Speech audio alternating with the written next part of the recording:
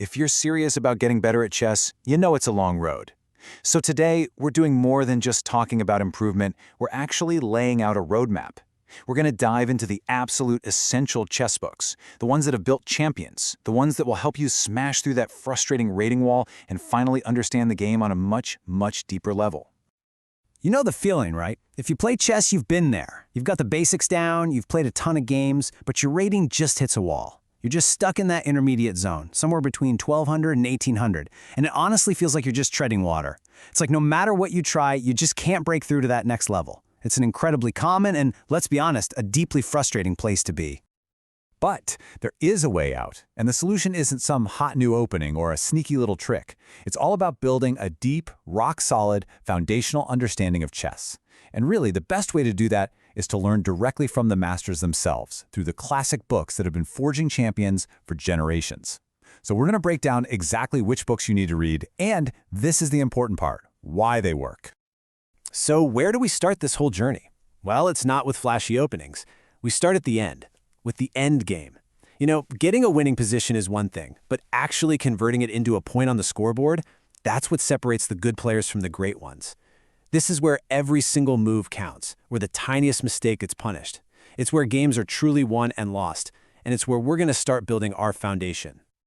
Okay, so when it comes to the endgame, there are two really different, really interesting ways to go about it. On one side, you've got Jeremy Silman's complete endgame course.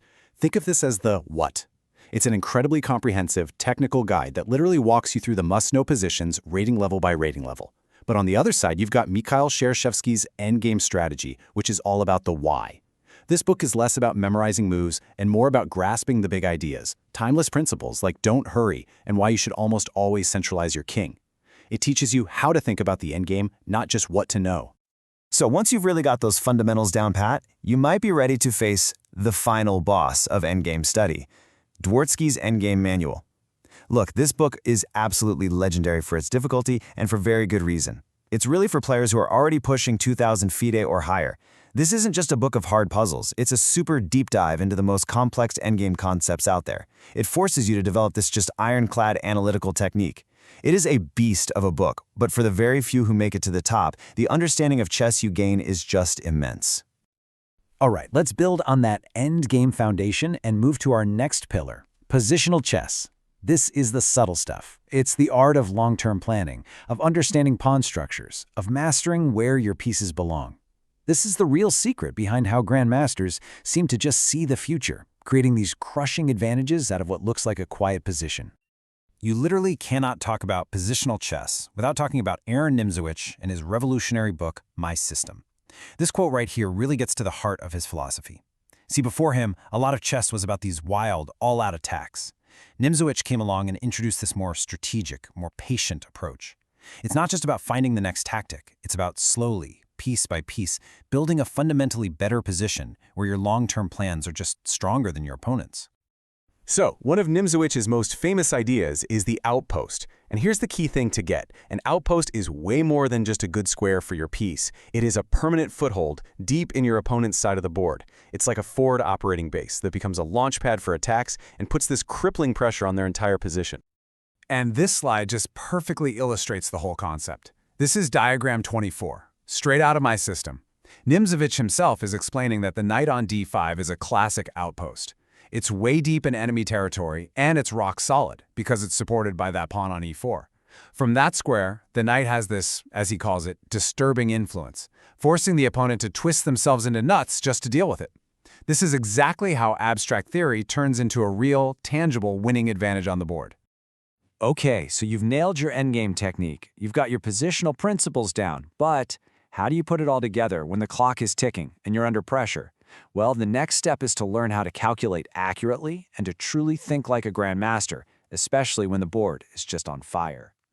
Super GM Sam Shanklin's book, Calculation, is basically a high-intensity training camp for your chess brain. Seriously, it's not just another puzzle book.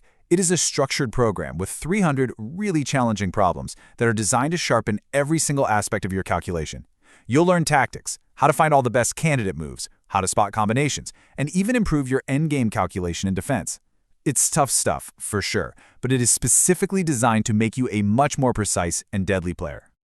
And then you have Jacob Aagaard. His book, Attack and Defense, is absolutely essential. I mean, just look at his credentials. They're just off the charts. He is the only author to ever win the prestigious Boleslavsky Medal for coaching, and he's a FIDE senior trainer that world champions trust. So when you study Aagaard's work, you're not just reading a book. You are getting lessons from a guy who trains the best players on the planet on the most difficult decisions in chess, knowing when to attack, when to defend, and how to walk that fine line between the two. Now, these classic books, they give you timeless wisdom. But you have to remember, chess is a living, breathing game.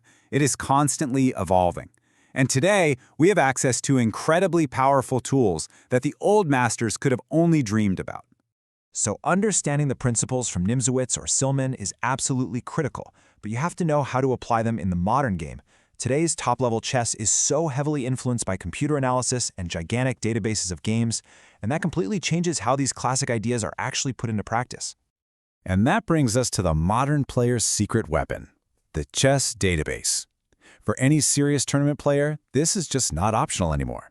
It's software that gives you instant access to millions and millions of games, letting you prepare for specific opponents, stay on top of all the latest opening trends, and check your own analysis against the best players and engines in the world. It's like having a grandmaster and a supercomputer as your personal coaches 24/7.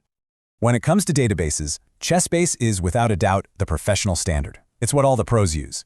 It is a big investment, but it's the most powerful tool out there. But, and this is a big but, you absolutely do not need to spend that kind of money to get started.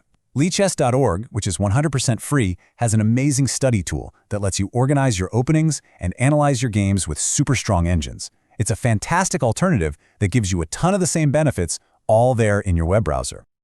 As you start on this whole journey of improvement, I think it's worth keeping this quote in mind from the brilliant innovator David Bronstein.